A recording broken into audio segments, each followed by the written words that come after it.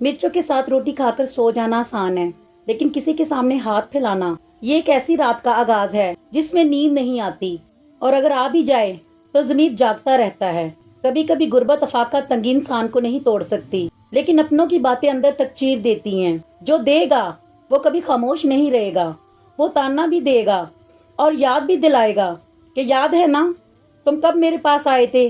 اس دن صرف مانگنے والا شرمندہ نہیں ہوتا، بلکہ وہ رشتہ بھی شرمندہ ہو جاتا ہے، ایک ایسا بوجھ بن کر جو نہ نبھایا جاتا ہے اور نہ ہی چھوڑا جاتا ہے۔ عزت کی روٹی اگر مرچ کے ساتھ بھی کھانی پڑ جائے تو کھا لو، لیکن کبھی بھی اس در پہ نہ جاؤ جہاں دینے والے کا دل بڑا نہ ہو، کیونکہ وہاں مدد نہیں ملتی ہے۔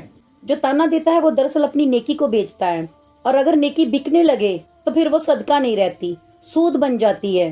اس لیے کہتے ہیں کہ ماں باپ کی گود، اپنا پسینہ، یہی سب سے بڑی کمائی ہے دنیا میں۔ دل کی تھکن، خالی جیب اور سوکھی روٹی، اگر اس سے ضمیر مطمئن ہو تو یقین کرو آپ بادشاہ ہو۔ اگر آپ نے عزت نفس بیچ دی تو پھر سارا جہان بھی آپ کو مل جائے، سکون پھر بھی نہیں ملے گا۔